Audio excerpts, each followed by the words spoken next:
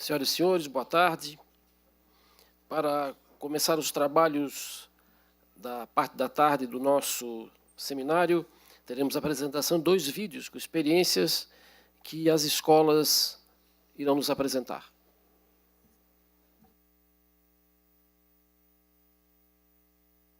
Participamos do projeto Ciências na Escola e realizamos a atividade Raízes do Futuro, onde plantamos árvores nativas para aprender sobre ciência, preservação ambiental e cuidar melhor do meio ambiente, junto com a comunidade.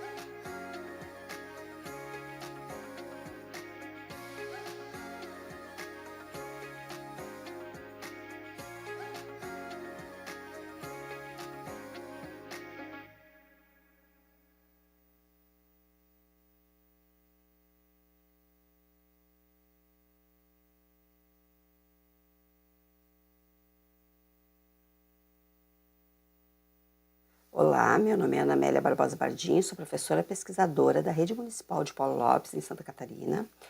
Minha trajetória na pós-graduação em Educação e Direitos Humanos no IFSC, eu fiz uma pesquisa de análise documental, onde eu examinei todos os projetos políticos pedagógicos das escolas da nossa rede, buscando compreender como as histórias afro-brasileiras e indígenas são contempladas, especialmente no território que abriga o Quilombo Santa Cruz, que é um símbolo de resistência e de memória ancestral.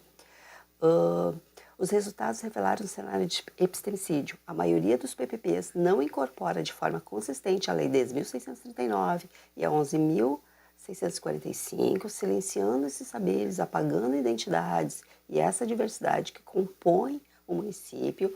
O resultado é crucial para a nossa prática pedagógica. Ele mostra como a ciência na escola e para a escola ela pode mudar realidades. Apesar dos desafios, eu identifiquei potências e caminhos, como a possibilidade real de repensar de forma coletiva os projetos políticos pedagógicos. E essa revisão ela é um ato político, é uma justiça epistemológica, e é importante lembrar que Paulo Lopes é apenas uma micro-região. Ele não carrega sozinho o peso de todos os silenciamentos, mas ele pode ser um exemplo de transformação local e de alcance coletivo. A minha pesquisa reafirma: fazer ciência na escola é um ato de esperança, porque educar é resistir, e resistir é esperançar o futuro.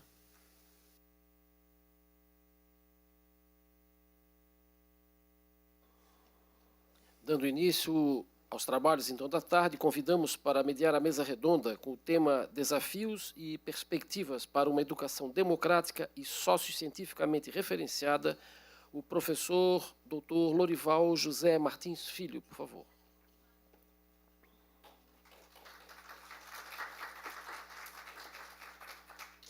Lorival Martins é graduado em Letras, Português e Espanhol pela Faculdade FAEL da Lapa e em Pedagogia. É especialista em alfabetização e mestre em Educação e Cultura, as três formações pela Universidade do Estado de Santa Catarina. É doutor em Teologia e pós-doutor na Pontifícia Universidade Católica do Paraná. Para debater, então, o tema proposto, convidamos a professora Renata Valesca de Souza Pimenta.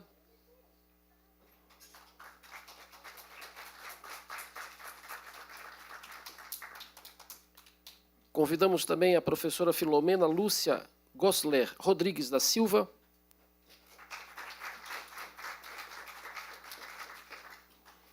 E o professor José Cláudio Morelli Matos.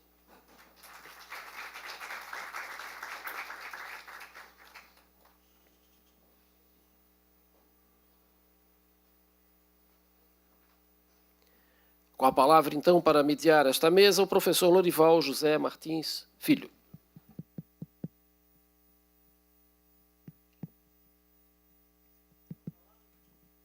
Boa tarde. Estamos aqui nessa possibilidade de aprendizagem e partilha. Paulo Freire falava que escola é um espaço de alteridade, onde a gente faz amigos, onde a gente conhece as pessoas, onde a gente tem diversos momentos de aprendizagem, mas é, sobretudo, um lugar do conhecimento. É um lugar onde as gerações se apropriam daquilo que a própria sociedade, no decorrer da história, acha pertinente num determinado momento, né, para que as gerações possam fazer a diferença e ousar. Mas é fundamental a dimensão humana que permeia todo esse espaço. Nós vamos, então, ter a fala de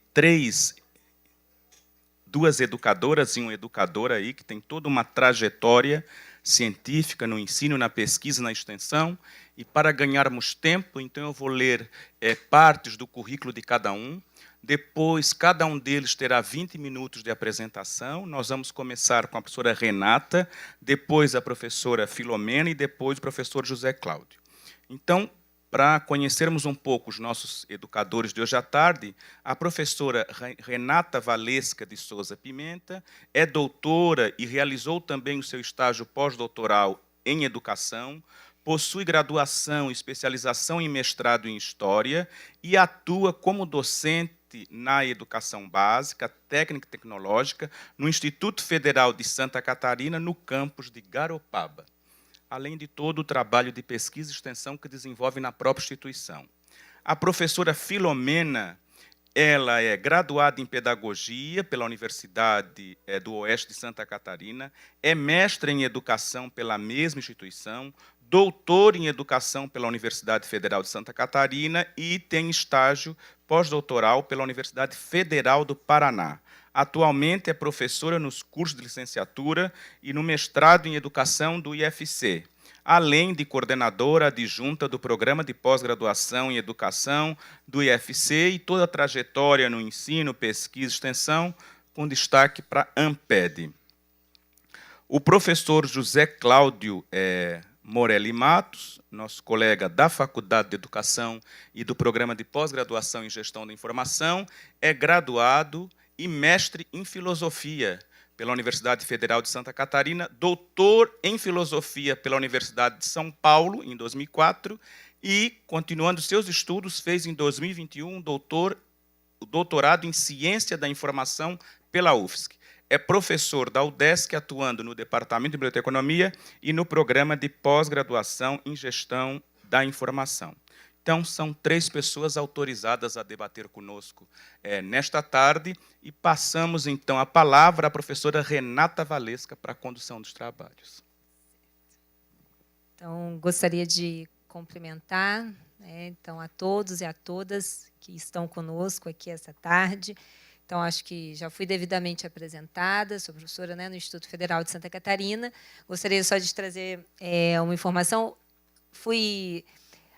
Neste momento, a professora Ana Paula, que também é minha colega no Instituto Federal, ela estaria aqui, porém, ela é nossa diretora executiva, o equivalente à nossa vice-reitoria, e hoje a gente tem uma reunião do Conselho Superior.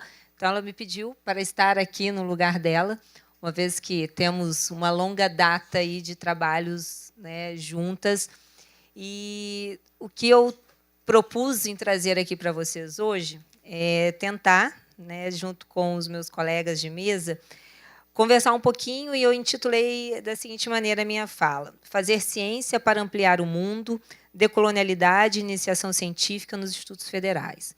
Então, essa fala ela vai trazer um pouco da minha experiência, em diálogo, e inclusive em parceria com outros profissionais da instituição, na ideia de, hoje de manhã, a professora Joana Passos, ela nos provocou muito, com muitas coisas, e ela nos questionou de que ciência a gente está falando. E aí eu trago uma outra provocação, e essa minha fala hoje ela vai nesse sentido, assim, não só de que ciência estamos falando, mas de que produtores de ciência nós estamos falando. Então, para eu começar essa nossa tarde, agora eu adoro quebra de protocolo, gente, isso é uma marca minha. Então, agora, apesar de ser o colega o mediador, eu vou fazer, às vezes, de mediadora aqui. E eu vou convidar a professora Sheila e a professora Letícia, que são professoras da educação infantil, trabalhando especificamente com estudantes do terceiro, de 13 e 4 anos. Elas são professoras no Centro de Educação Infantil Antônio José Curtipassi, lá da cidade de Blumenau. E elas estão acompanhando seus estudantes, que eu vou chamar aqui também. As crianças que estão conosco são a Kiara, pode vir aqui, Kiara. O Raul, pode vir aqui, Raul. E a Mariana, pode vir aqui, Mariana. Então, também é importante destacar que tanto os nossos estudantes, apresentadores da nossa tarde, como as professoras, também estão acompanhadas da diretora, né, a professora Andressa. E eu vou deixar eles primeiro fazerem uma apresentação e depois a gente vai conversar um pouquinho, certo? O ar está desligado, porque como eles não ensaiaram usando o microfone, a gente vai no gogó com eles, tá?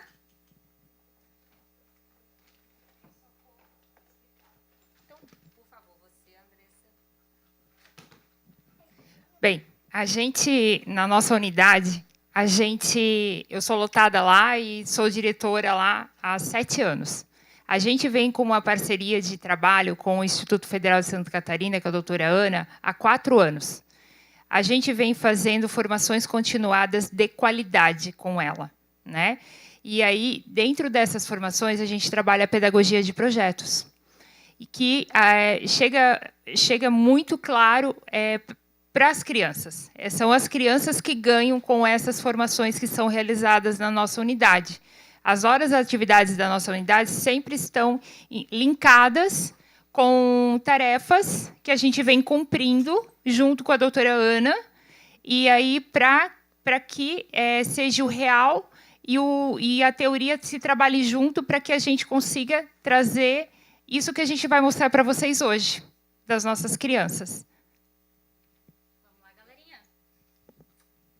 Liga a televisão para a gente, Raul.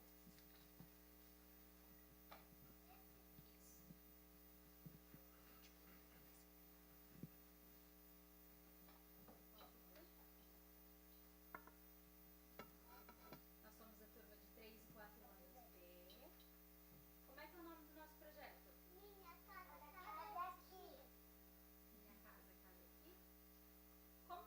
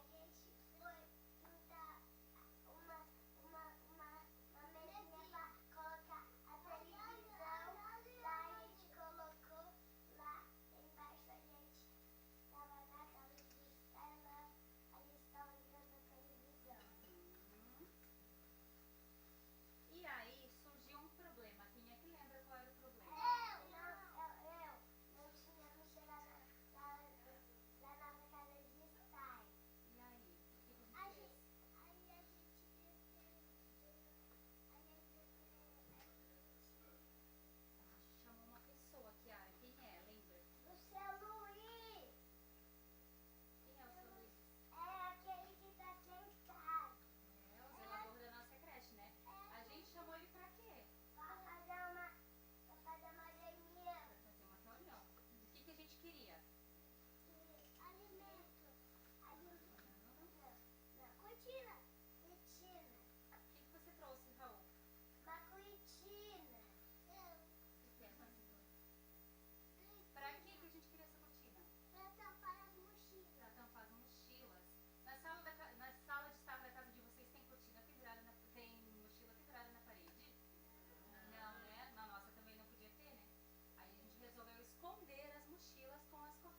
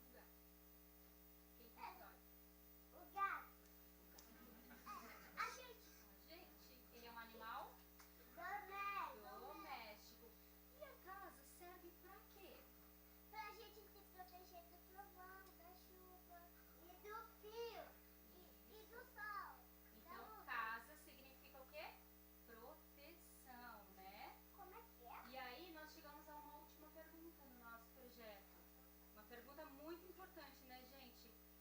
E quem não tem casa? Mora onde? Na rua. Mora na rua? Eu já vi dois. Essas pessoas têm comida? Não. Nós conversamos com as pessoas do nosso município, nós fizemos pesquisas e nós descobrimos que 520 pessoas estão inscritas no Cadastro Único em situação de rua no nosso município. E aí nós conversamos com as pessoas que cuidam dessas pessoas que estão na rua, né? E aí aqui a gente foi fazer o quê? Vamos conversar sobre o nosso projeto com quem? Com as outras turmas, né? O que você foi fazer ali, Kiara? Fomos conversar com as outras turmas, né? Para pedir o quê?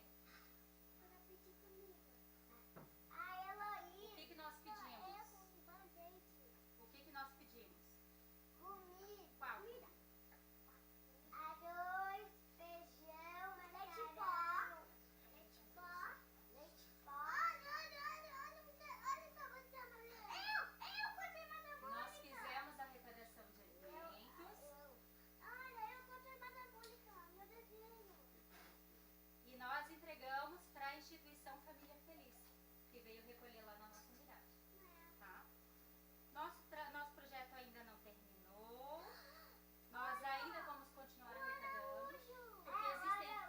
O Araújo veio recolher. Existem 520 pessoas cadastradas e nossa meta é conseguir pelo menos 520 embalagens para simbolicamente entregar uma embalagem para cada pessoa. Olha lá, ó. Esse é o projeto que nós estamos desenvolvendo. Essa turminha tem 3 e 4 anos de idade. E todas as perguntas do projeto surgiram da curiosidade das crianças. Todas as perguntas que foram respondidas aqui são perguntas deles. Nada partiu da gente. Tá bom? Obrigada pela atenção de vocês.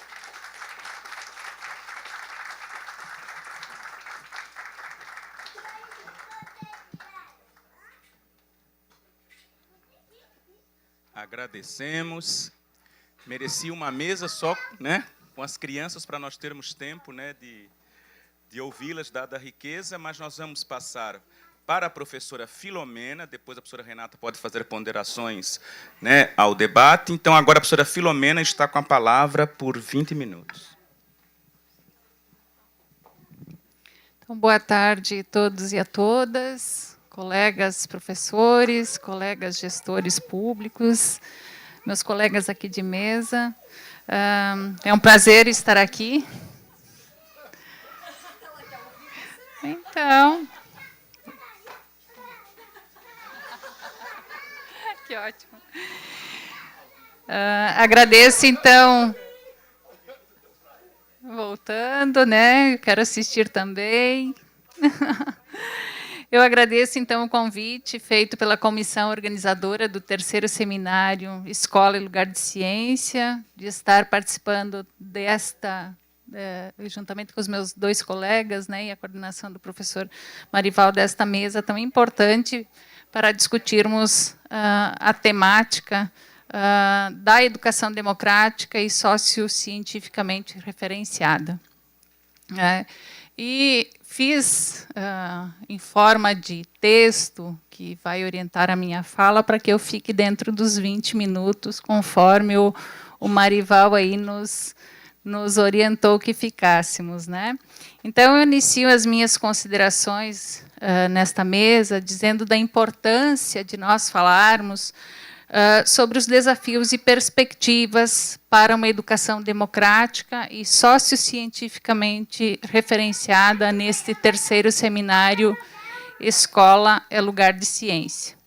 Porque refletir sobre esta temática é sobremaneira relevante, principalmente em tempos como os que nós vivemos, de avanço de políticas em nível global, que tem subordinado a escola aos interesses privados e à eficácia econômica, em detrimento de uma formação integral que se comprometa com a emancipação humana, conforme nesta manhã já discutimos com a professora Joana. Assim, para falar sobre a escola democrática e sociocientificamente referenciada, eu me apoiei em alguns autores do campo educacional, entendendo que é necessário nós pensarmos, inclusive, sobre o que significa uma educação democrática, né, e sociocientificamente referenciada. Né. Entre esses autores, eu elegi o professor Michael Apple, principalmente uma obra dele de 2020, intitulada A Luta pela Democracia na Educação, Lições de Realidades Sociais, que foi então escrita em 2020, e que ele menciona que a democracia é um conceito escorregadio, tá? Que é apropriado e utilizado de forma distinta por diferentes sujeitos e que convém a cada um, né, e a cada uma que utiliza esse conceito, adaptá-lo à sua concepção. Então, segundo o Apple, os neoliberais e neoconservadores empregam a palavra constantemente para convencer as pessoas a seguirem sua orientação. Para eles, a democracia é, em grande parte, garantida pela marketização, a escolha individual e a defesa de culturas, identidades e estruturas tradicionais.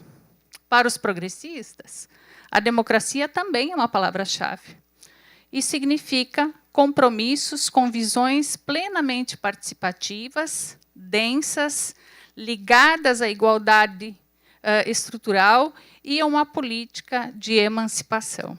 Então, como nós podemos ver, a concepção de educação democrática, ela depende muito de quem a utiliza e como mobiliza essa concepção. Ainda conforme esse autor, a democracia foi e continua sendo uma luta. E nós percebemos isso no nosso dia a dia, nas nossas escolas, nos nossos espaços.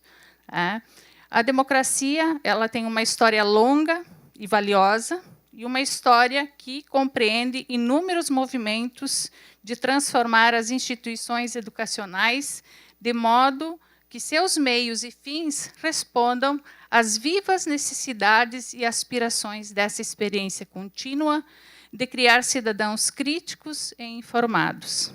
Isso justamente exige de nós que sejam levadas a sério as demandas daqueles que não se beneficiam na atual organização das nossas sociedades, aqueles marcados por visões dominantes de classe, raça, gênero, sexualidade, deficiência e tantas outras, como também ponderamos nesta manhã na fala da professora Joana.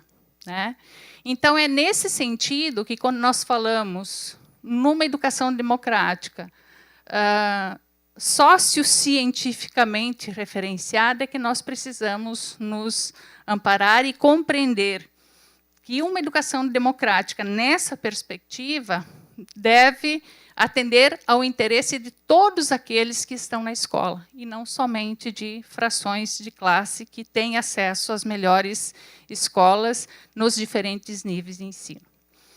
Independente, então, da classe social, da raça, do gênero, da sexualidade, se a pessoa possui ou não uma deficiência, ela tem o direito a uma educação de qualidade, a poder conhecer as diferentes ciências, e a escola é um espaço privilegiado e democrático para que isso aconteça, ou precisa se transformar neste espaço. Portanto, quando nós falamos em escola ou educação democrática, nós devemos entendê-la, segundo o Michael Apple, a partir de uma versão densa de democracia. Ele classifica que a democracia possui duas versões. Uma versão que é densa e uma versão que ele chama de versão magra de democracia. E na versão densa de democracia, implica em buscarmos constantemente a participação coletiva plena, comprometida com o alcance do bem comum e com a formação de cidadãos críticos. Já uma democracia magra, ela se compromete com os interesses e necessidades do mercado e do consumo e com perspectivas individualistas. E uma educação democrática, em sua versão densa, implica, então, oportunizar a todos e a todas, todos os estudantes de todas as etapas, né, da educação básica ou do ensino superior, o conhecimento historicamente acumulado. Um dos exemplos que nós podemos ver aqui de democratização, né, de democracia densa, e a possibilidade de uma educação sociocientificamente referenciada está no que nós acabamos de visualizar aqui, de presenciar, né, com as crianças. A esse respeito, sobre o direito que nós temos, ou que todas as crianças, jovens, adultos e idosos que frequentam a escola, que nós temos esse público também na educação de jovens e adultos, os meus colegas aqui da rede estadual sabem muito bem disso, de quantos idosos nós também temos na educação de jovens e adultos, né? Esse direito a essa educação, então, com essa característica, ele precisa ser garantido. E o Dermeval Saviani, que é um autor do campo educacional brasileiro muito reconhecido por todos nós, escreveu em 1983, na obra Escola e Democracia, que a classe trabalhadora tem direito de dominar o que os dominantes dominam, o que se constitui em uma condição de libertação de classe. Então, o conhecimento, ele é libertação, ele produz emancipação humana.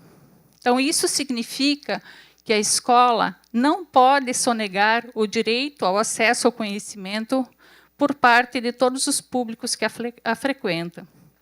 E o que nós temos observado, né, muitas vezes, é uma secundarização no currículo escolar do conteúdo e do acesso ao conhecimento historicamente acumulado pelo desenvolvimento de competências e habilidades, né, especialmente competências comportamentais. Né. Então, analisando a teorização desses autores, né, é possível dizer que uma educação democrática e sociocientificamente referenciada se constrói também pela seleção de conteúdos que nós elegemos para desenvolver na sala de aula. Né. Nós acabamos de presenciar aqui. Né, poderíamos trabalhar de forma descontextualizada com as crianças os tipos de moradia, sem fazer desenvolver a aula, né, de forma que essas crianças se apropriassem das desigualdades que nós temos sociais e da formação, portanto, de um pensamento crítico desde a primeira infância.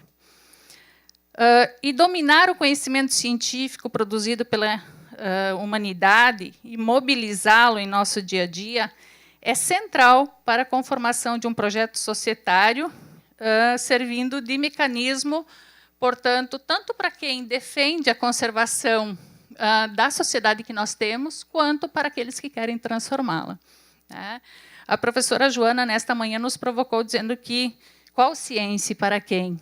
Né? Então, dominar o conhecimento, ele serve tanto para que eu compreenda a realidade e compreendo a realidade e me sentindo privilegiado, eu tente conservá-la, quanto compreendendo a realidade e percebendo as desigualdades, eu possa questioná-la.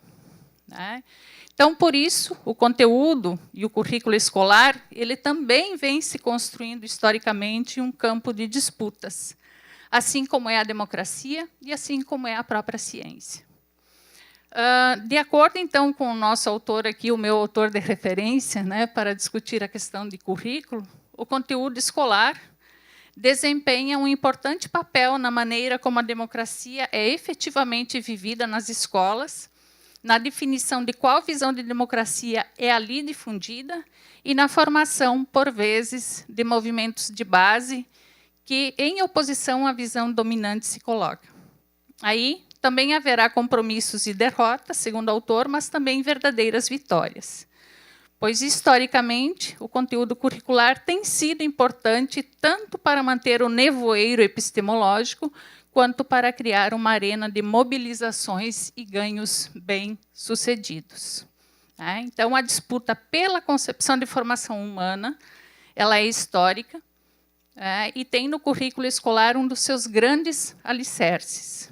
E não é à toa que as reformas educacionais sempre trazem consigo alterações curriculares e, em geral, elas não vêm acompanhadas de investimentos e condições materiais concretas que contribuam para a melhoria da qualidade da educação. tais como as condições de infraestrutura física, didática e pedagógica, planos de carreira dos trabalhadores da educação e formação inicial e continuada desses profissionais que possam repercutir em práticas pedagógicas comprometidas com o desenvolvimento de processos educativos sociocientificamente referenciados. Então, é só nós observarmos, né, as reformas curriculares aí dos últimos 20 anos, né, que nós temos percebido que se reforma o currículo, mas os problemas estruturais que nós temos na escola permanecem, né? E com tais condições, nós tendo, né, as condições estruturais, tanto físicas, didáticas e pedagógicas, nós teremos maiores chances de tornar as nossas escolas, então, instituições de conhecimento sólidos e fortes, respaldados pela liberdade intelectual para criar e transmitir saberes em todos os domínios e níveis, né? Um outro autor que eu tenho utilizado muito em minhas aulas, que sou professora de políticas públicas, de gestão educacional, de gestão escolar, e orientado muito sobre política educacional na pós-graduação, né, é o professor Laval, né, em uma obra que ele escreveu com outro colega, né, de produção acadêmica, o Wegner. Ele diz que a educação democrática é, antes de tudo, uma educação livre, isto é, liberta dos poderes que querem instrumentalizá-la e subjugá-la. E, portanto, é preciso cuidar para que um certo anti-intelectualismo não entrave a liberdade de pesquisa. A educação autenticamente democrática, solidamente alicerçada na objetividade e na racionalidade, é incompatível com a censura de onde quer que ela venha. E aí esse autor nos traz aí, vários exemplos de como isso acontece, assim como o professor Michael Apple também, na obra que eu mencionei, mencionando como, nos Estados Unidos, por exemplo, tem ocorrido a censura, né, por parte dos próprios membros do governo, quanto à questão de banir dos currículos escolares os cursos de estudos étnicos, livros bem conhecidos, respeitados, de ficção ou não, muitos deles ganhadores de prêmios, foram removidos de salas de aula.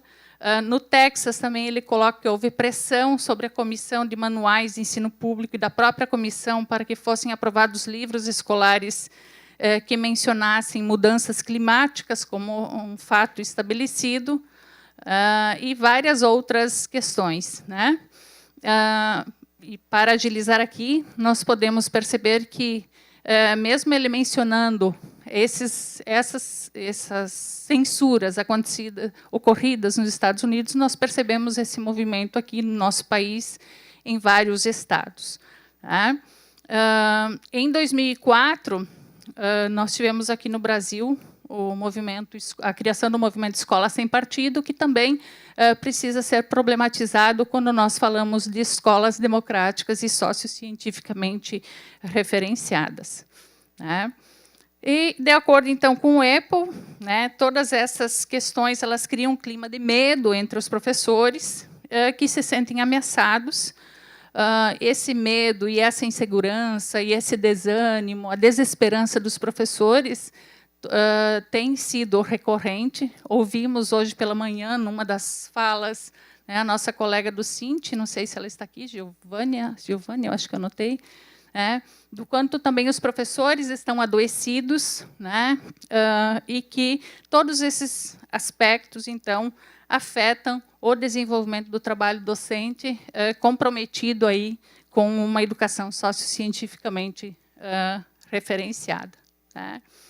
E, para finalizar, apesar deste cenário que a gente vê, né, eu entendo, assim como o Apple, que é preciso que nós, educadores, nos mantenhamos firmes no propósito de construirmos caminhos para uma nova política educacional de reconhecimento e voz ativa, e que possamos juntos avançar para uma educação democrática que dote os cidadãos de meios de inteligibilidade do mundo e fornecer-lhes instrumentos de resistência às tendências antidemocráticas e anti-igualitárias inerentes às estruturas sociais e econômicas que herdamos.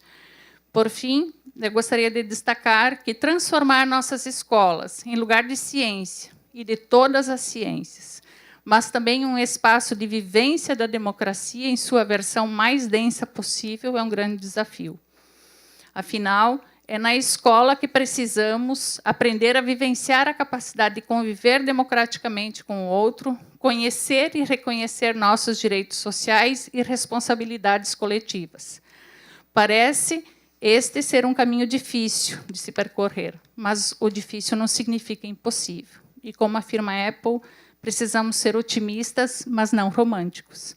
Isso significa que precisamos avançar enquanto professores e professoras, gestores de escolas, estudantes, gestores públicos de um modo geral, agentes políticos e sociedade, na compreensão da importância de uma educação democrática e cientificamente referenciada. Muito obrigada. Ok.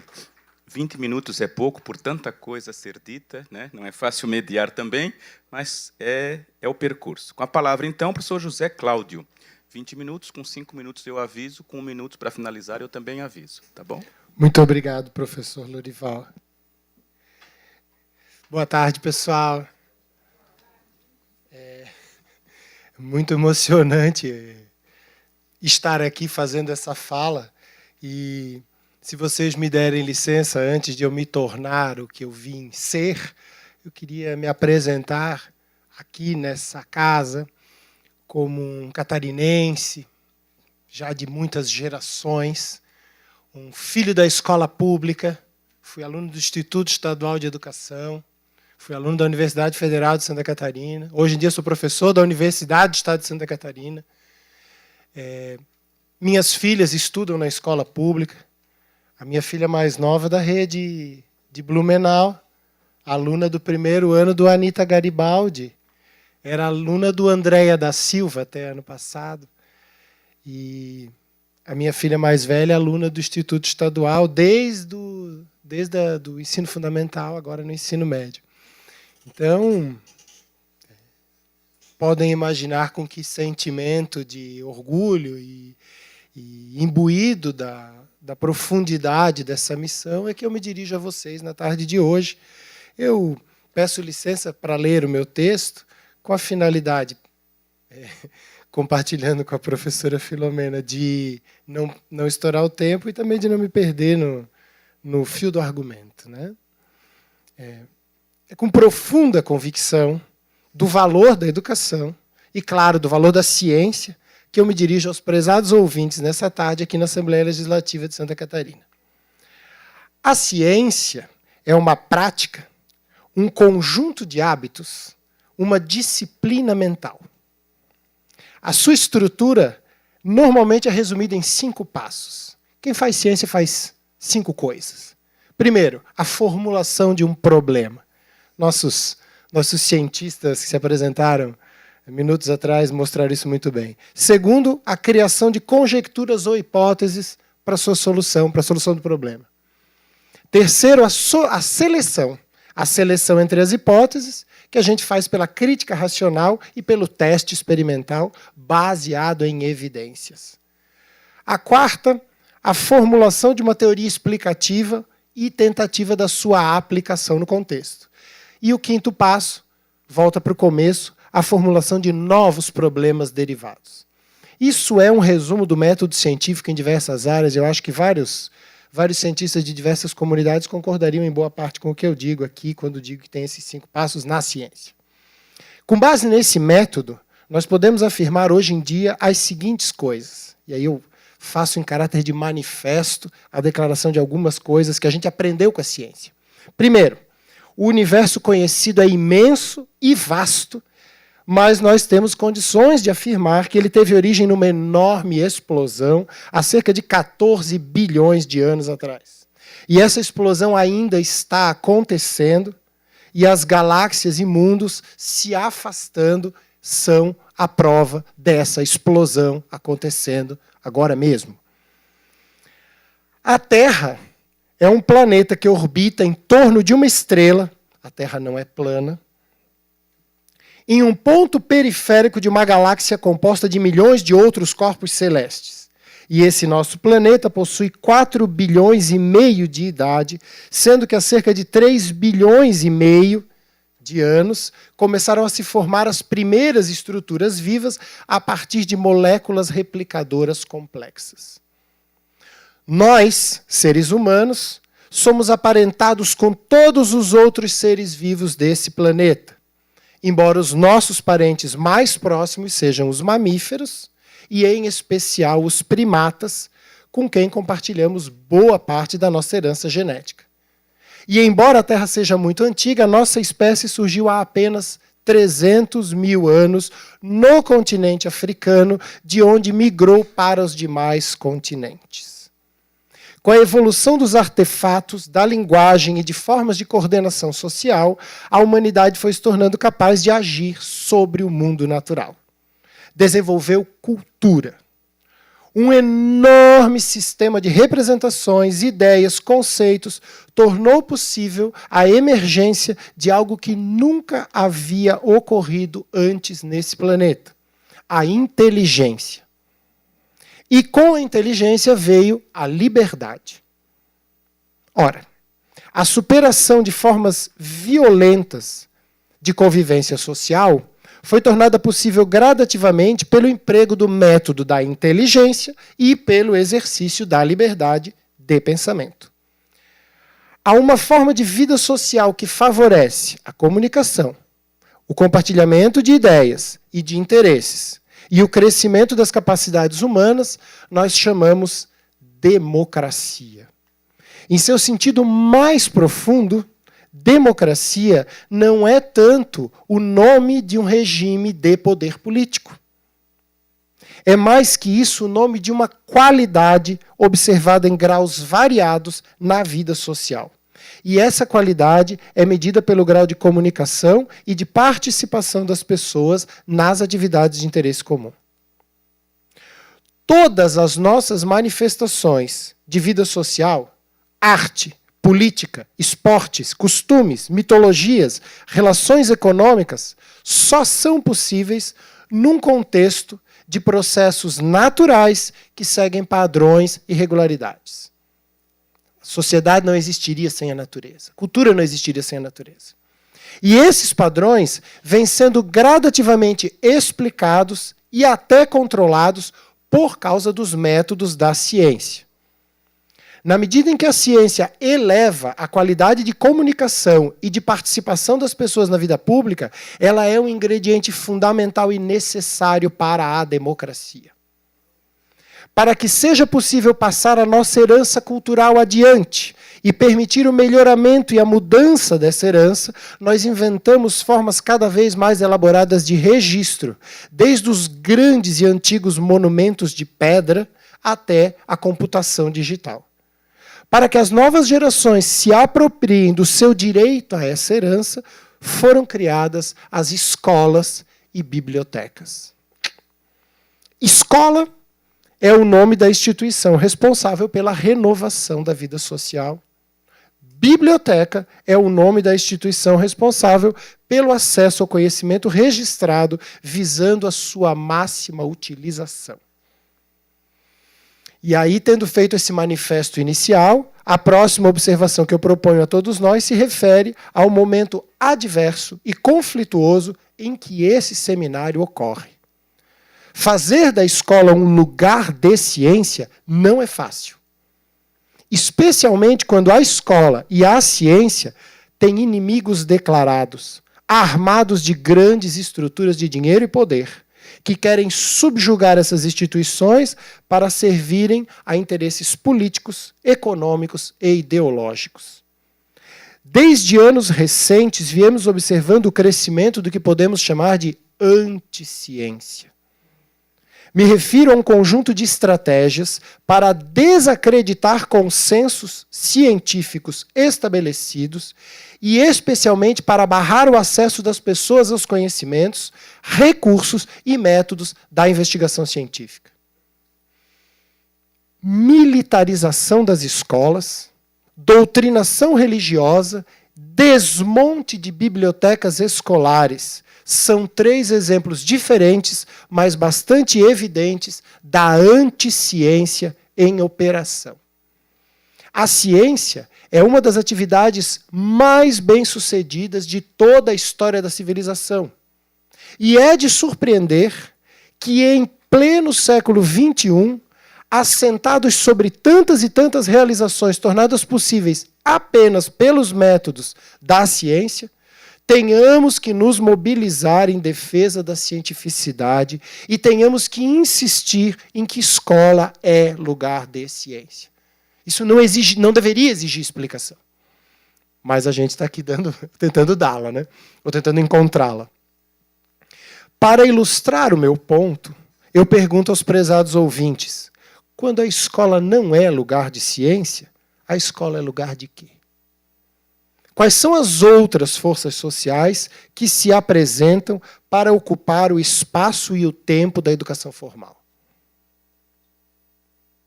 Claro está que, além da ciência, outras atividades humanas merecem acolhimento no espaço-tempo escolar. Minha segunda candidata, além da ciência, é a arte, incluída aqui a literatura. A arte, em todas as suas formas, é uma atividade que envolve técnica, método, sensibilidade e imaginação. Envolve a expressão de formas de representar o mundo experimentado. A arte evolui, avança e recua, se multiplica.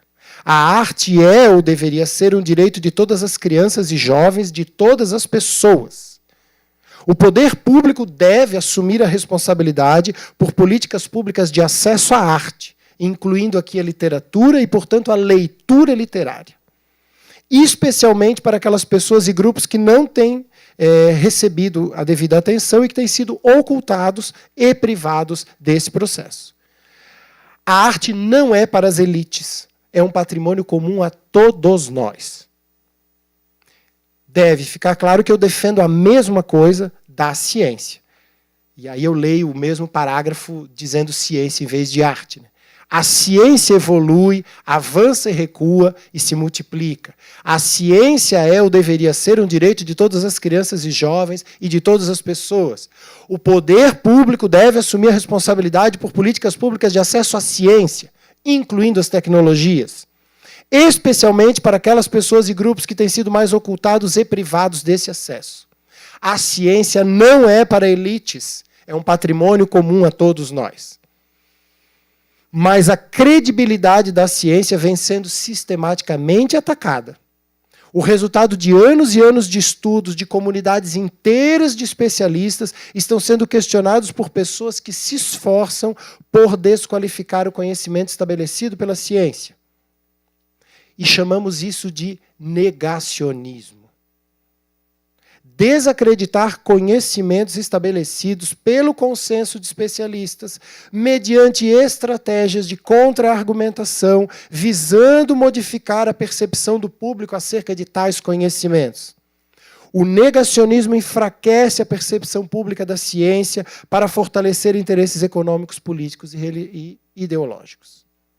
Exemplos conhecidos de negacionismo envolvem as mudanças climáticas, a eficácia das vacinas e a própria teoria da evolução. No contexto de negação da realidade, de construção de narrativas para manipular a opinião, é preciso mais do que nunca fortalecer a voz que afirma de forma incessante que escola é lugar de ciência. Como contribuição a esse debate, tentando ampliar o horizonte de questões envolvidas na defesa da cientificidade, eu gostaria de ressaltar o papel fundamental da biblioteca e do profissional bibliotecário, já que esse é o solo onde eu pratico o meu labor cotidiano. Bibliotecas existem desde a antiguidade remota e, historicamente, se configuram como pontos de encontro de pessoas interessadas em aprender, investigar e discutir conhecimento e cultura. Em tempos de adversidade, bibliotecas serviram como guardiãs do conhecimento registrado e como pontos de acesso para a busca de soluções. Devemos urgentemente abandonar uma visão antiquada, caduca, vetusta de biblioteca como um depósito ou estoque de livros. A representação que eu proponho é de bibliotecas, e em especial bibliotecas escolares, como um serviço de informação. Um centro de acesso e de cultivo do conhecimento científico, artístico e popular. Acima de tudo, proponho uma visão da biblioteca como um centro de suporte da discussão pública qualificada, que é a essência mesma da democracia. O momento histórico em que vivemos combina um grande poder de controle tecnológico e de grande produção de riquezas, de um lado, com o esgotamento de recursos naturais, a escalada de formas de violência social e a erosão de valores e instituições, de outro lado.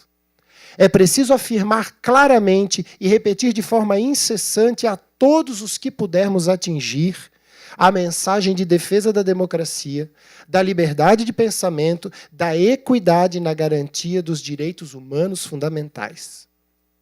Uma educação escolar planejada para conduzir nossas crianças e jovens a um futuro mais sustentável e próspero necessariamente envolve o fortalecimento das habilidades e conhecimentos relacionados com a arte e a ciência. As duas atividades humanas mais democráticas, sofisticadas e inclusivas, as duas atividades humanas genuinamente evolutivas, críticas e comunicativas. Eu pretendo interpretar a expressão cientificamente referenciada no sentido de cientificidade como ponto de partida e como objetivo a ser atingido. E se isso está correto, eu estou em condições de apresentar a ideia de que é necessário investir em recursos. Ciência é investigação e é comunicação. E nenhuma dessas duas coisas se faz sem os recursos adequados. E o recurso para o aprendizado da cientificidade que eu estou tratando aqui é a biblioteca escolar. Eu proponho um esforço para que tenhamos, especialmente na rede pública, escolas equipadas com bibliotecas acolhedoras, abertas ao acesso e utilização pelos alunos. Bibliotecas que pratiquem uma política consistente no desenvolvimento de suas coleções, em respeito à legislação, com critérios bem definidos, com escuta da comunidade escolar em todos os níveis. Bibliotecas com acesso e repositórios e acervos digitais e físicos atualizados e adequados ao seu público. Bibliotecas que funcionem como espaços de pesquisa, leitura, socialização, desenvolvimento da curiosidade, do raciocínio reflexivo e crítico. Bibliotecas que, em diálogo com a equipe de professores e profissionais da educação, apresentem projetos temáticos, ação cultural e mediação da leitura. Contudo, nenhum desses tópicos acima faz sentido se não houver respeito pela formação científica e profissional no campo da biblioteconomia. É imprescindível, é realmente urgente equipar as bibliotecas escolares com profissionais com formação adequada no campo da biblioteconomia e ciência da informação. Todo o discurso em nome da ciência na escola conflui para o respeito ao trabalho dos especialistas, o respeito aos consensos firmados pela pesquisa diligente e rigorosa. No caso da biblioteca escolar, cientificamente referenciada como pretendemos, é fundamental reivindicar bibliotecários formados, com um recurso inestimável para garantir o resultado a que se está aspirando, e qual seja esse resultado, impulsionar a democracia por meio de uma educação para a investigação, a comunicação e o respeito às diferenças. No nosso país, mais da metade da população é formada por gente que não lê. Apenas um entre cada 4 jovens com menos de 26 anos atinge o nível de leitura competente, capaz de compreender textos longos e de distinguir argumento de mera opinião. Esses dados são da pesquisa Retratos da Leitura no Brasil, edição de 2025. É o primeiro ano dessa pesquisa em que o número de não leitores é maior do que o número de leitores, um enorme alerta para todos nós. E esse contexto é uma ameaça real para a democracia. Esse cenário de adversidade faz com que a ciência seja um recurso necessário para a integridade da informação, para os objetivos do desenvolvimento sustentável e para a superação das violências aquelas às quais todos nós estamos sendo submetidos. Numa escola cujo espaço-tempo é habitado pela ciência, é preciso abrir as portas da biblioteca, contratar bibliotecários habilitados e explorar a favor da educação todos os recursos informacionais que for possível. Esse é um preço muito baixo a pagar, quando a recompensa é o crescimento da qualidade da vida social e o fortalecimento do modo de vida democrático. Muito obrigado.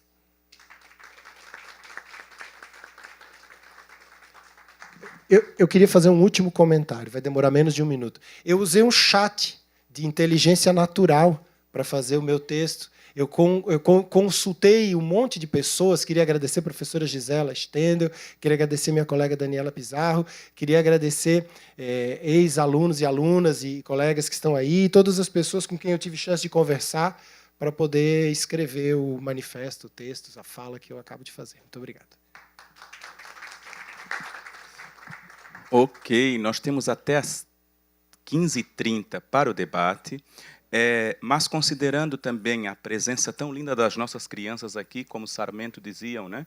Dizia que as crianças produzem cultura, se apropriam da cultura, de uma certa forma são cientistas no seu espaço. Nós vamos então dar mais 2 minutinhos para cada palestrante falar o que desejaria falar ainda, além do que já fez o seu texto. Então, começa com a professora Renata, depois a professora Filomena, o professor José Cláudio, 2 minutinhos para vocês. Olha, eu ainda gostaria de dizer que... E aí, depois, nós abrimos para o debate, ok? Professora Renata. Então, pessoal, acho que só contextualizar, né, quando a professora Ana me pediu para assumir o lugar dela, ela já havia feito, né, a combinação com esse projeto que ela acompanha há 4 anos. E por que ela me pediu para fazer esse exercício? Porque nós comungamos da ideia que é um princípio, né, que rege, inclusive, a própria configuração dos institutos federais, que é a ideia de que o ato de pesquisar ele é um princípio educativo por si só, né? E não sei se todos aqui têm conhecimento, mas os institutos federais, um pouco diferente das universidades, nós trabalhamos numa frente muito ampla, porque nós temos cursos desde educação de jovens e adultos, educação superior, incluindo graduação, pós-graduação. Temos também curso do ensino médio técnico. E nós temos, dentro da nossa Constituição, um dever que é atuar junto aos formadores, né? Então, a ideia é da formação de formadores. Então, atividades como essa, conduzidas pela professora Ana, com a Escola de Blumenau, ela vem nesse sentido de como os institutos federais eles podem, né, ser parceiros dos municípios, do Estado, na promoção de uma educação que transforma. Então, só para finalizar a minha fala, eu tenho aqui um pequeno trecho, né, de um texto que eu estou desenvolvendo, que eu disse assim, existe atualmente uma corrente educacional que considera o ato de pesquisar, ou seja, fazer ciência, como um princípio educativo. Essa abordagem pedagógica enfatiza a importância da pesquisa ativa e da investigação como parte fundamental do processo de aprendizagem em qualquer fase de formação, inclusive nos pequeninos, né? Nessa abordagem, os nossos estudantes eles são incentivados a não apenas receber informações passivamente, mas também a buscar conhecimento de forma ativa, fazendo perguntas, explorando, enfim.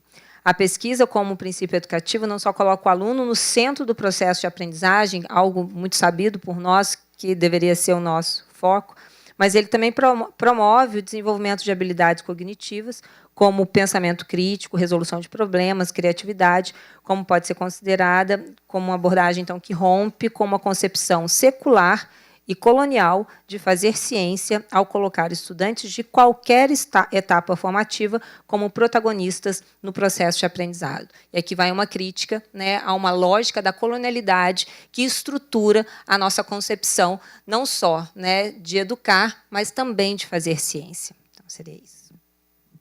Ok. Professora Filomena, o que eu ainda gostaria de dizer? Na direção do que a colega Renata mencionou, também sou professora do Instituto Federal, E nós temos como compromisso, desde a criação dos institutos, em 2008, de ofertarmos 20% das nossas vagas em formação de professores. E temos assumido a curricularização da pesquisa e da extensão como princípios pedagógicos, né, e educativos das nossas práticas. Então, esse diálogo com a comunidade, esta relação de proximidade com as escolas, talvez nos traga elementos que são essenciais para a gente discutir, né, a questão de qual ciência, como dizíamos nesta manhã, e para quem esta ciência. Então, gostaria de dizer isso, dizer que, além das licenciaturas, além do mestrado em educação, que o Instituto Federal Catarinense tem, foi o primeiro mestrado acadêmico em educação de Instituto Federal, nós tínhamos o do Educação Profissional no IFRN, mas o Campus Camboriú teve o primeiro mestrado acadêmico em educação em Instituto Federal no país. E temos aí já quase 90 egressos desde 2019, quando nossa primeira turma se formou, e, em sua grande maioria, professores e professoras da educação básica que têm levado para o contexto das escolas, né, essa concepção de formação que dialoga, né, com esses problemas todos que nós trouxemos para o debate aqui, né, de pensarmos uma educação sociocientificamente referenciada para as crianças, para os jovens, para os adultos e idosos que atendemos. Então, escola é lugar de ciência, mas também é de produção de cidadania e é espaço de esperança. Então, e esperança não de esperar, como diz o Paulo Freire, mas de esperançar com luta, com ação. Então, mais isso eu gostaria de dizer. Professor José Cláudio, o que eu ainda gostaria de dizer? Eu vou aproveitar esses 2 minutos para insistir no meu mantra do dia, né? Para repetir ele 99 vezes, se for possível, que é o mantra da biblioteca escolar. O mantra da biblioteca escolar. Não tem uma escola que seja capaz de fornecer uma formação para o pensamento científico, autônomo, independente, original, rigoroso, com a biblioteca trancada, os alunos não podendo visitar, os livros tudo empilhado, guardado dentro de uma caixa, pingando goteira em cima, como a gente tem ouvido narrativas aí. Então, meu mantra é mais leitura de textos consistentes, de autorias reconhecidas pelas suas comunidades, menos leitura de slide, menos leitura de PowerPoint, menos leitura de material secundário e mais leitura dos originais, mais leitura literária e mais leitura na biblioteca. E a biblioteca escolar melhor equipada, com profissionais capacitados, atuando frente a frente com a comunidade escolar nas bibliotecas. Considerar a biblioteca como um recurso pedagógico e como um recurso para a formação científica é uma postura corajosa e ousada, mas à medida que a gente vai se aproximando da problemática e considerando ela por todos os seus lados, por todos os seus possíveis pontos de vista, parece um movimento óbvio. Não existe um crescimento para a cientificidade educacional que não passe pelo fortalecimento da instituição biblioteca escolar. Acho que é esse o meu mantra do dia. Ok. A professora Renata deixa a pergunta para nós de que produtores de ciência estamos falando. E ela falou no início da necessidade de quebrar protocolo. Sei que todos aqui somos, como diria Paulo Freire, ensopados, encharcados na perspectiva político-pedagógica. Mas, quebrando também o protocolo, eu queria registrar a presença de 3 pessoas que são fundamentais para levar esse debate.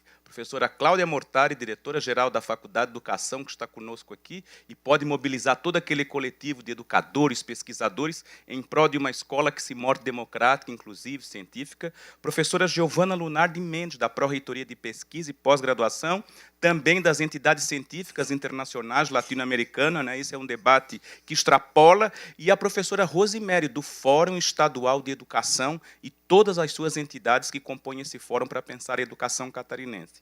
Professora Filomena nos falou o que significa uma educação democrática e cravou uma frase em nosso coração: escola não é espaço para fração de classes. O professor José Cláudio faz um texto brilhante, que nos diz que a Terra tem mais de 4,5 bilhões, e eu pensei a minha vida nesse recorte temporal, quem somos nós nisso tudo, né? Reforça os interfaces entre ciência e cultura e coloca na mesa a questão da biblioteca escolar como uma urgência necessária. Dito isso, aberto para perguntas, ponderações, até às 13h30. A senhora está ali com o microfone. Quem deseja fazer a primeira pergunta? Ou ponderação, ou impressão.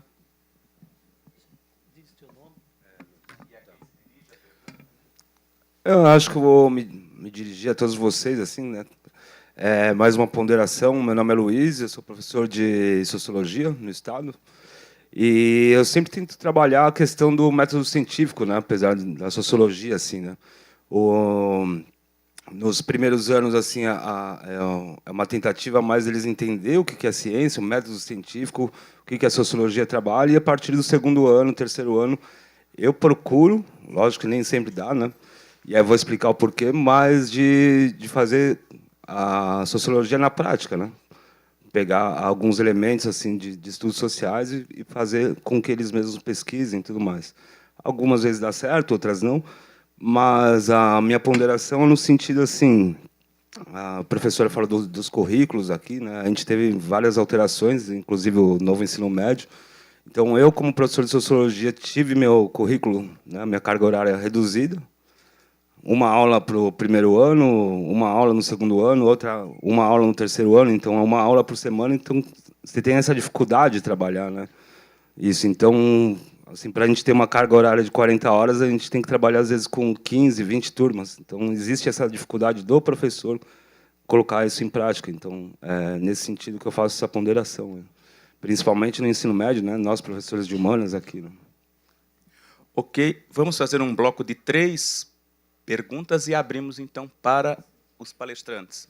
Mais alguém?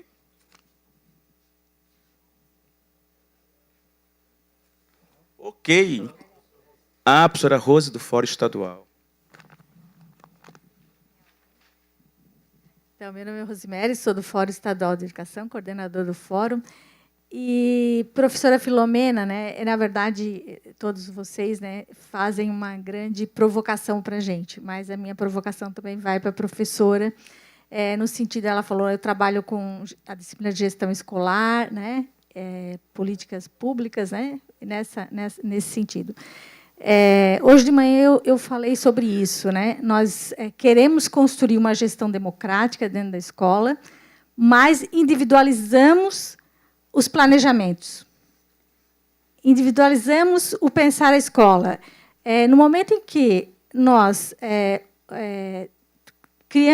já estamos criando, né, uma cultura em que o professor precisa desse tempo de planejamento sozinho, né? Nós estamos construindo, no meu ponto de vista, nós estamos reforçando um projeto de escola, um projeto de país, né, que está vinculado, inclusive, com a questão do empresário de si mesmo. Né? Por quê? Porque para construir uma escola, nós precisamos pensar a escola coletivamente. Então, se nós queremos ciência na escola, nós temos que lutar para que as pessoas que estão na escola, e aí inclui professores, gestores, supervisores, orientadores, equipe escolar, tenham tempo para pensar a escola. Sem esse tempo, cada um fazendo o seu pedacinho no seu quadrado, né? E aí o professor planeja em casa, pensa em casa, preenche 500 formulários, né? Porque eu acho que ele nem tem tempo de estudar e de pensar, porque tanto formulário que ele tem que preencher. não sobra esse tempo, né? Mas sozinho. Então, assim, se eu estou num sexto ano e tem uma problemática naquele sexto ano, em que momento a gente para pensar o ensino, né? E, consequentemente, a aprendizagem daquele sexto ano? Se nós estamos em casa, pensando no meu planejamento, nas minhas tarefas, no que eu tenho que fazer. Então, eu acho importante a gente trazer esse debate para esse espaço, porque, com certeza, vai sair algum documento e a gente tem que fazer frente a isso. Porque eu vejo que a gente está cada vez mais caminhando para essa individualidade e essa individualização, né, do fazer. E a escola, e o projeto de escola, cadê? Cadê o tempo de pensar o projeto polipedagógico? Se o projeto, né, eu defendo isso na minha tese, se o projeto é um movimento e não o documento, porque o documento qualquer um constrói, né? Vai lá e registra e tal. Mas o movimento cotidiano da escola, que vai dizendo que o projeto está ali sendo colocado em pauta, nem sempre é o documento. Mas o projeto está em movimento, que é o projeto de escola, o projeto de sociedade, o projeto que está, né, e não está só numa escola, mas em todas as escolas. E aí eu penso que a gente tem que pensar nessa gestão democrática, não só na gestão democrática da escolha de diretor, na gestão democrática, né, nos seus aspectos mais amplos, mas nessa construção, né, e com a comunidade escolar, porque não é só o tempo de pensar escolas também só entre as equipes escolares, né? É pensar a escola com a comunidade, com os estudantes, né? Eu vivi uma experiência em que a escola fazia assembleias com os estudantes mensalmente. E era uma escola da rede pública, a rede estadual. E eu achei aquilo assim de uma riqueza, cada problemática que a escola apresentava naquele mês, cada dificuldade, ia discutir com eles, ouvi-los, né? Então é isso. Ok, eu acho que são 2 perguntas. Tem outra? Ok, vai lá. Então vamos encerrar com essa, então, por causa do nosso tempo aqui também. Boa tarde a todos e todas. Primeiro, dar os parabéns à mesa ali, que está composta ali com os debatedores. Eu sou o professor Milton, sou professor da Universidade Federal da Fronteira Sul, sou professor da área de matemática, tá?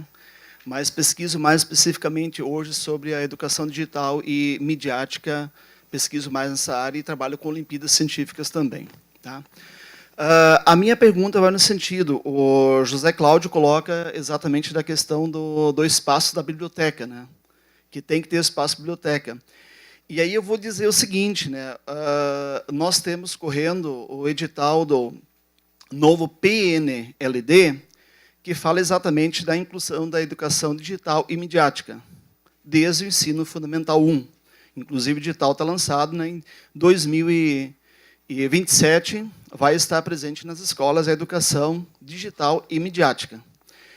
E aí, hoje de manhã, numa fala, foi dito que 39% das escolas possuem internet para os alunos, 20% com velocidade adequada, certo?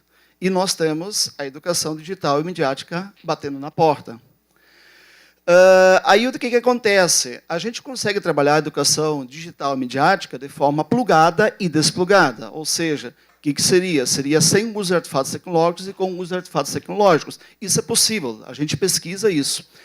Mas o que acontece? Quando a gente fala numa educação democrática, deveria ser escolha do professor poder dizer eu vou querer trabalhar de forma desplugada ou eu vou querer trabalhar de forma plugada. Mas, quando nós temos esse sistema, isso não é opção de escolha. Na verdade, 20% das escolas, pelos dados que vieram, vão poder fazer a escolha. Os outros 80% não vão poder fazer a escolha. Como é que lidar com essas situações? Obrigado. Ok, eu acho que ela queria fazer. Tinha outra pergunta, vamos encerrar então. Fechou? Só queria complementar. Na verdade, meu nome é Sheila. Eu só queria, primeiramente, agradecer a oportunidade de estarmos aqui, a nossa primeira experiência aqui nesse momento, e reforçar que estar aqui com vocês hoje reforça a nossa prática enquanto educadores lá na educação infantil. Porque o que a gente está fazendo, o que vocês estão falando e que a gente ouviu ali da professora também, é justamente aquilo que nós estamos fazendo lá com os pequenos. Então, quando vocês falam que o professor precisa planejar junto, que nós precisamos estar juntos, em unidade, trabalhando por essa educação, A nossa prática nos permite isso lá na educação infantil. Nós sentamos juntos enquanto professores, nós planejamos juntos, e não só os professores, porque não somos só nós os protagonistas da educação, principalmente as crianças. Então, nós fazemos esse processo planejando junto com as crianças. E aí vocês podem pensar, mas eles são tão pequenos, eles só têm 3 anos. Todo esse projeto desenvolvido foi diante das perguntas deles, das dúvidas deles, e a partir dali nós, enquanto adultos mediadores, vamos trabalhando aquilo que eles precisam desenvolver nessa faixa etária. Nós aproveitamos, então, o interesse deles e nós colocamos os nossos objetivos enquanto professor mediador. Então, é muito bacana ouvir vocês hoje e saber que isso afirma a nossa prática, saber que nós estamos no caminho certo desde os pequenininhos. Quando eles chegarem adultos ali onde vocês estão, eles vão estar seguros do que eles estão fazendo. A gente só quer agradecer. Ok, agora vocês três têm até as 3h30, né, para tentar responder essas múltiplas dimensões. E aí já faz as palavras de agradecimento também. Então, nós temos a docência em sociologia e os desafios da prática pedagógica, a gestão escolar e o trabalho coletivo e colaborativo, e a educação digital. Não sei se a gente faz aqui a mesma rodada, Renata, Filomena e José Cláudio, pode ser? Pode ser, Filomena? Então, de lá, Filomena, tu tenta responder e já agradece, ok? Ok.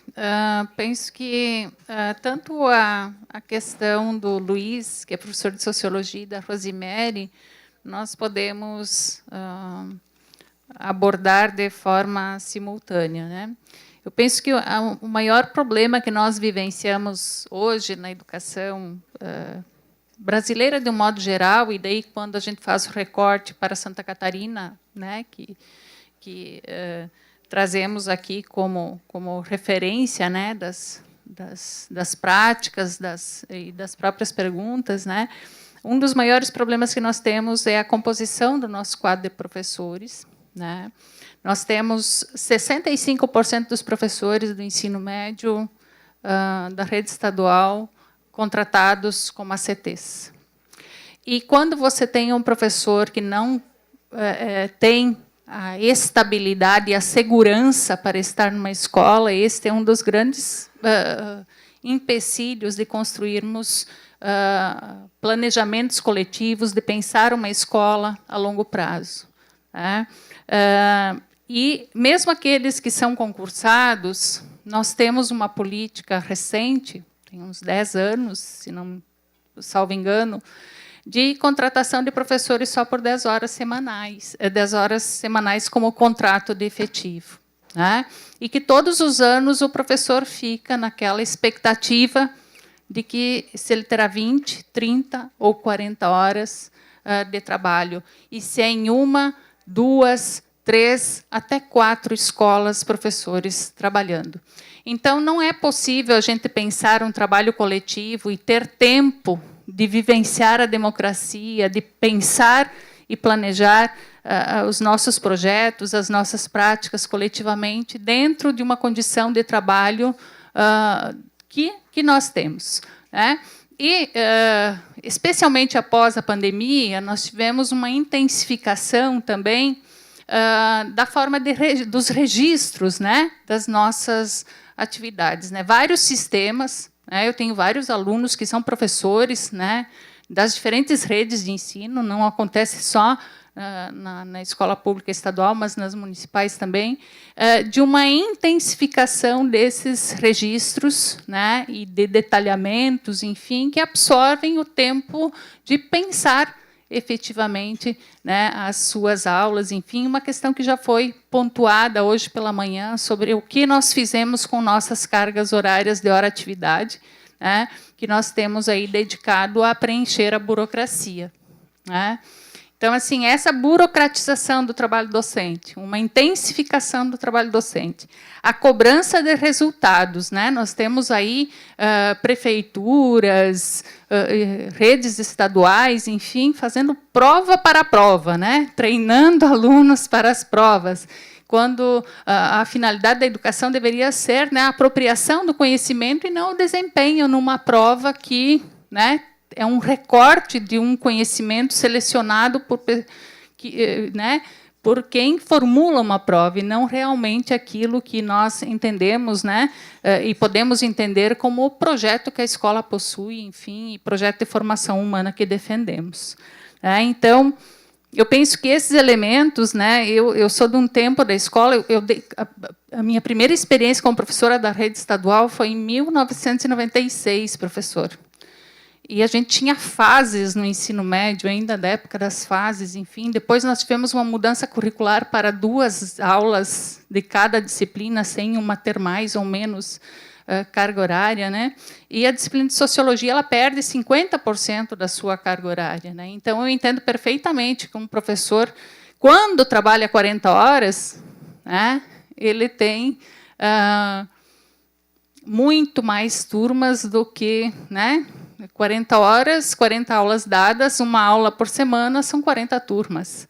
Preencher o sistema de 40 turmas, com planejamento diário, quinzenal, mensal, anual, né, e as recuperações, enfim, e todas as atividades de recomposição da aprendizagem, enfim, é uma burocratização e uma intensificação extenuante que justificam, inclusive, aqueles níveis de adoecimento docente que hoje pela manhã foi demonstrado pelo Cinti, né? Numa das questões que o Cinti formulou. Então, eu penso que a saída, né, ela só pode ser coletiva e de construção de resistência, coletivamente. Nós precisamos nos organizar, né, como categoria docente para reivindicar melhores condições de trabalho, como sempre fizemos.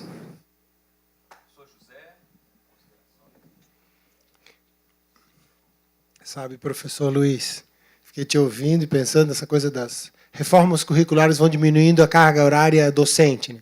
E, claro, isso é um problema muito sério para a ocupação, né, docente, e acaba fragmentando tanto o trabalho docente, porque tu acaba tendo que assumir um monte de turmas, daqui a pouco não consegue mais estabelecer uma relação próxima com os alunos, a continuidade do processo pedagógico.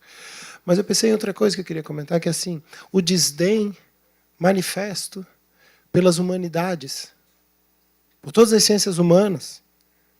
Isso tem a ver um pouco também com a percepção pública da ciência, porque quando é um engenheiro do Instituto de Tecnologia Aeroespacial falando alguma coisa, todo mundo, meu Deus, como ele entende. Aí vem um historiador ou uma historiadora, um sociólogo, uma socióloga, cientista da informação, se pronunciar quanto à gravidade de certas questões de interesse comum, todo mundo acha que pode dar a sua própria opinião, contrária, diferente, e não respeita o conceito dos especialistas.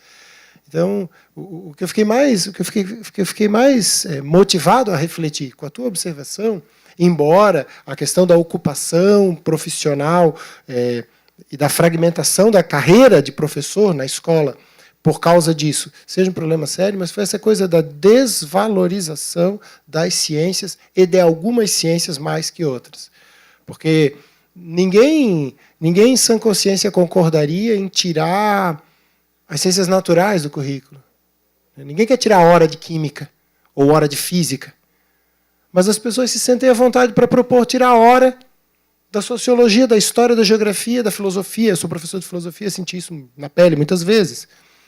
Então, acho que é preciso a gente reforçar esse discurso da importância das humanidades, porque sem as humanidades a gente não forma cidadãos. A gente forma técnicos, gente eficaz para desempenhar funções no mercado de trabalho, mas não para pensar a sociedade na sua grande escala, né? E aí dizer isso, né? Escola é lugar de ciência, mas aí vamos falar das ciências todas, incluindo as humanidades, né? Aí a sociologia e a filosofia, que teve um grande histórico de luta para a inclusão dessas disciplinas do currículo do ensino médio de Santa Catarina e as humanidades em geral, né?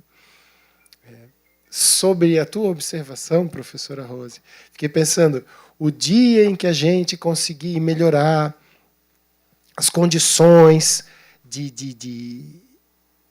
comunicação, no sentido do debate qualificado na escola, e envolver o bibliotecário escolar, né, a bibliotecária escolar, no planejamento do bimestre, do semestre do ano, no planejamento das ações transversais às disciplinas, né? acho que um pouco do ideal que as entidades de representação profissional do campo da biblioteca têm feito é isso, né? De que no ambiente escolar a biblioteca e o bibliotecário sejam parte integrante da equipe para participar do planejamento da avaliação e da oferta de uma educação acolhedora, inclusiva. E fiquei pensando, a gente não tem tempo de se reunir para discutir as questões fundamentais da escola, ali no nosso momento, no nosso ano, e a gente não tem tempo nem de fazer nosso serviço sozinho direito, né? Por causa dessa onda de plataformização, a qual acho que tu se referes quando fala dos formulários, né? Essa plataformização do trabalho de todos nós. Então, a gente não consegue mais trabalhar sem a gente passar o mesmo tempo que a gente passou trabalhando, preenchendo plataformas para provar que a gente trabalhou. E aí, daqui a pouco, aparece mais uma plataforma de gestão escolar, mais uma plataforma pedagógica. Tu não pode mais ministrar uma aula sem tu conectar na plataforma onde estão os slides e assim por diante. E isso é um processo que está se espalhando por todos os níveis da sociedade. A educação escolar está infectada com essa doença, mas essa doença da datificação ou plataformização da vida e do mundo do trabalho, ela vem sendo observada por diversos pensadores. A última coisa que eu li sobre esse assunto foi um livro chamado Infocracia, do Byung-Chul Han, pensador coreano radicado na Alemanha. E o Byung-Chul Han fala de uma infocracia, que é um sistema de poder onde os dados governam. Ninguém mais governa. E ninguém mais conversa. Porque tu serve teus dados, recebe dados em troca, e as pessoas estão se sentindo cada vez mais isoladas. O que eu diria é isso, esse isolamento da gente no nosso trabalho, em que a gente se sente sozinho, a gente não tem a quem recorrer, a gente não tem com quem conversar, a gente não tem com quem compartilhar. Esse isolamento não é um acidente. Ele é uma estratégia. Porque ele permite que, com todo mundo isolado, cada um na sua caixinha, sem ter como se montar novamente num coletivo, num público coeso, que pensa junto, que age junto, é muito mais fácil exercer o controle total. E, prof, desculpa, esqueci teu nome. Ô, Milton, eu não sei a resposta. Tá? Eu não sei a resposta de como fazer isso. Porque, né, eu acho que envolve uma ação política, envolve a sensibilização da comunidade, dos pais e professores, e envolve militância para que a legislação seja cumprida. A gente tem uma legislação educacional muito boa. Eu sonho com o dia em que ela seja cumprida, na sua integridade. Então, assim, te parabenizo pelo teu esforço, pela tua iniciativa, mesmo sabendo que a gente está assim, militando numa condição de muita adversidade. Ok. Nós vamos pedir a paciência de vocês para mais 3 minutinhos antes do café, para que a professora possa usar os seus 2 minutos, nós encerrarmos a mesa e irmos para o café, tá bom? Pessoal, com todo respeito, então, a atenção de vocês, vou tentar ser bem sucinta, então não vou fazer uma fala, né, objetiva para cada intervenção, mas eu gostaria de pegar um gancho na provocação da professora Rose, porque eu vejo que, como foi dito hoje de manhã, faz parte de um projeto. Então, acho que todas essas questões que foram colocadas, né, por todos os colegas fazem parte de um projeto que é um projeto de desqualificação da educação. É uma incoerência total. Inclusive, quero fazer aqui um relato. Este mesmo seminário organizado pela deputada Carminati, em Blumenau, nós tivemos um esvaziamento completo e vários professores da rede, né, eu sou diretora no campus, né, e foi lá no campus do Instituto Federal, muitos relataram que não compareceram porque tiveram medo. Porque nós temos hoje uma realidade da educação brasileira que não é só do município, né, de onde eu venho, de onde eu estou, mas ela é uma realidade, e também não é só do Estado de Santa Catarina, ela é uma realidade da nossa nação, que é de perseguição aos profissionais da educação. Então, eu vejo que, se não for pelo coletivo, seja para a gente pensar os nossos planejamentos, seja para a gente pensar a nossa carga horária, seja para a gente pensar uma educação digital, tecnológica efetiva e condições materiais objetivos, né, dentro das nossas instituições de ensino, se não for pela luta, que só é possível se ela é coletiva, não há caminho, gente. Porque é inadmissível um momento em que profissionais da educação se reúnem para discutir e eu tenho vários professores que não vão porque eles têm medo. Então, seria isso. Obrigada. Paulo Freire era secretário municipal de Educação de São Paulo e, num determinado momento, os diretores de área, diretora de Educação Infantil, diretora do Ensino Fundamental, chegaram assim apavorados e queriam desistir da caminhada. E Paulo Freire disse, é preciso arrebentar a semente, colocar o miolo na mesa e discutir.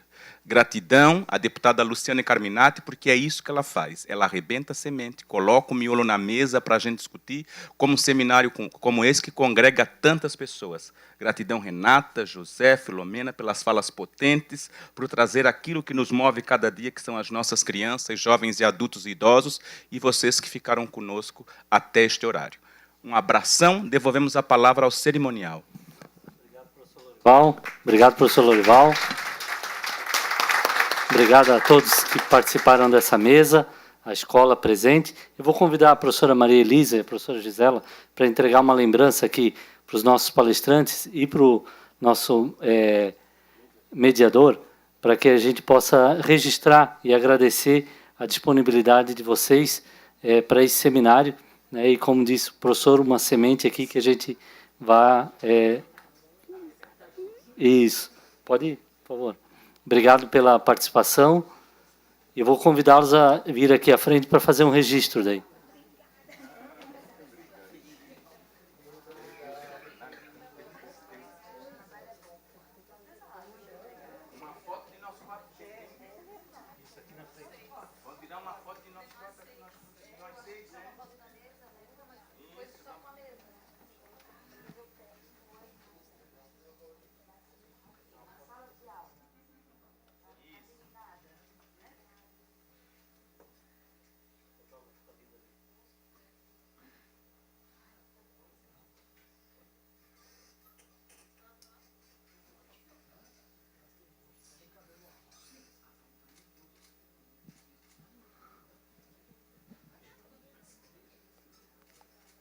Professor Lorival, antes do café, eu vou convidar que as professoras possam chegar aqui à frente para fazer uma foto junto com vocês. Ok?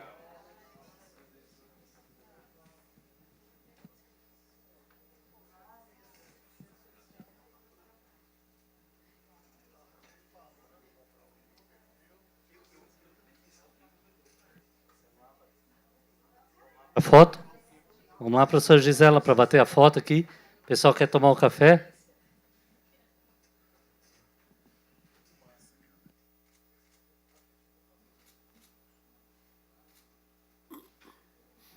Obrigado mais uma vez aos nossos participantes dessa mesa.